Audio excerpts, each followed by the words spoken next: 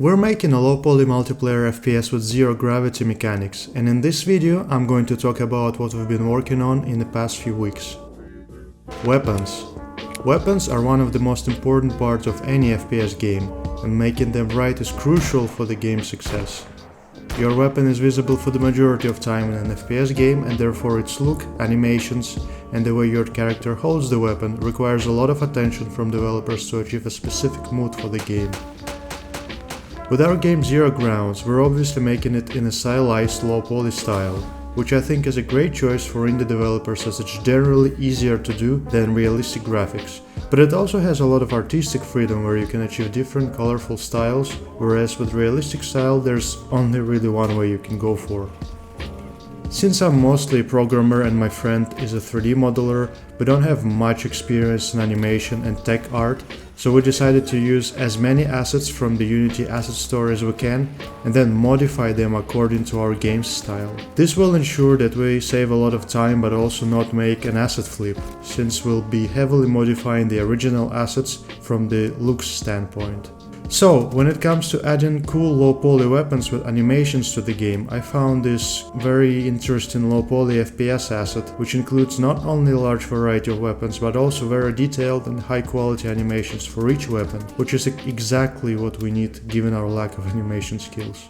And as you can see in the demo scene from this asset, its artistic style aims for a very vibrant and colorful vibe, which is perfectly fine and actually looks pretty cool if you ask me, but with our game Zero Grounds we want to aim for a more realistic and grounded look, even though the game is still in low poly.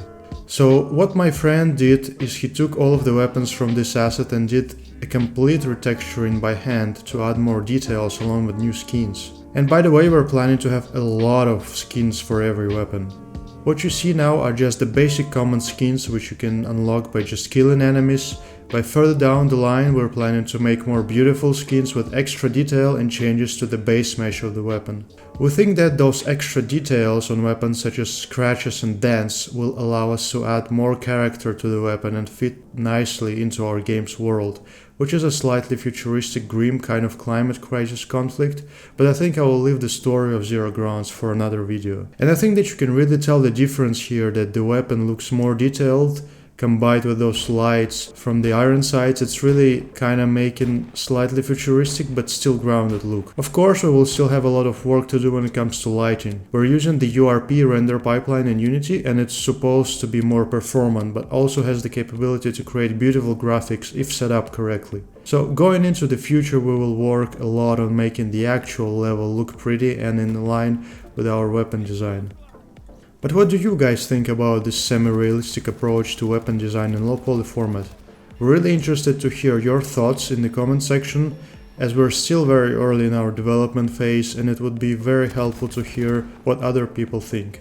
Going into the future we're planning to have demos of Zero Grounds once we finish the map and the core mechanics, so stay tuned. A subscription to this channel would be highly appreciated. And I wish you a very nice day. Bye bye.